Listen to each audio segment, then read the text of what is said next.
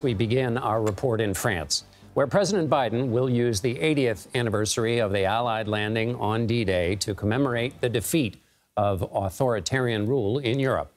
On Thursday, the president will visit the beaches of Normandy, where the U.S., U.K., and other Allied nations invaded Nazi-occupied France on June 6, 1944. More than 4,000 soldiers died, including more than 2,500 American men. The brutal battles were the first steps towards the liberation of Europe and ultimately the Allied victory in World War II. While in France, President Biden will also meet with Ukrainian President Volodymyr Zelensky and French President Emmanuel Macron. Biden is expected to reaffirm his commitment to America's European allies, freedom, and democratic rule, contrasting himself with Donald Trump, who has recently suggested again that he would punish political rivals if elected.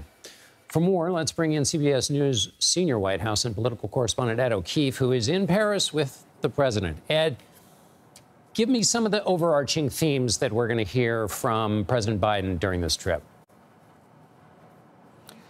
John, good to be with you. I think the big one is a broad defense of the future of democracy on this continent, in the United States, and around the world. Just before your broadcast began tonight, we received word from the White House, for example, that the president spoke today with Narendra Modi, who I know you're going to be speaking about later in this program, just won himself a re-election as well down in India. This is a big year for elections around the world, and there are some underway here in Europe as well for the European Union. And so by going to Normandy to be part of the D-Day commemorations on Thursday, by giving a big speech at Pointe du Hoc, nearby on Friday at a place where Ronald Reagan and Bill Clinton gave similar addresses many years ago, Biden trying to cast the current crises around the world as another example of good versus evil, democracy versus autocracy, and the need for the world to pay attention to and take seriously the threats to democratic, lower D democratic norms,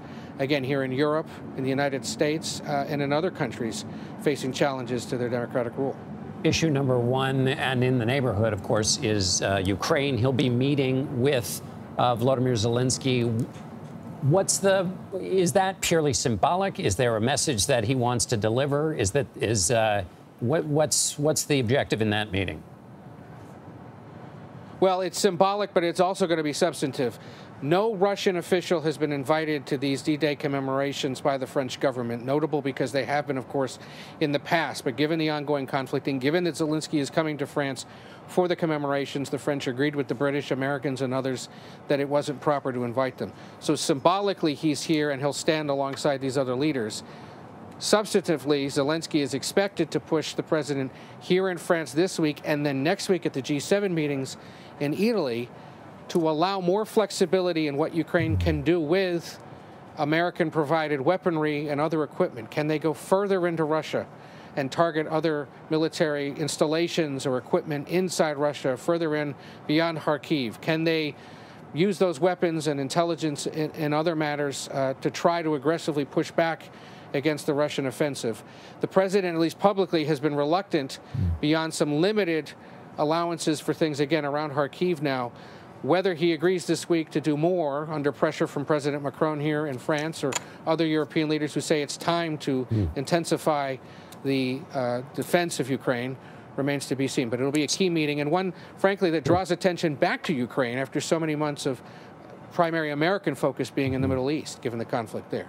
Quickly at the end here, Ed, you and I have been exchanging emails about domestic politics and the rhetoric of President Biden. Is he going to take this opportunity to, in the context of defending democratic norms and institutions, respond either directly or implicitly with what former President Trump has been saying, that it's, quote, very possible, the former president said, that he could imprison his political opponents if he's reelected in November. How explicit will the president be in drawing contrast to his opponent? I would anticipate implicit references to it in his speech Friday at Pointe du Hoc, and then in a visit he's making Sunday before flying home. He's going to a cemetery outside Paris where American soldiers and Marines who died in World War I are buried. Those that follow the Trump presidency may remember that on a similar trip in 2018, then President Trump was supposed to go to that cemetery, canceled a helicopter visit there, declined to take a motorcade under cloudy skies, and was later reported by the Atlantic magazine to have called those buried there, quote, losers and suckers. It was strongly denied by President Trump, but it was quickly seized upon by then candidate Joe Biden as the latest example of him, Trump, not being someone who could be taken seriously on national security, military, and veterans affairs. Now, as President Biden is here in France and will make that visit, no matter what the weather looks like, the White House says, to implicitly contrast himself with his predecessor and potential successor and demonstrate that he, at least, is trying to show respect for the military, respect for those that served here in Europe and that continue to with the conflicts underway in Ukraine. Ed O'Keefe, traveling with the president in Paris. Thank you so much, Ed.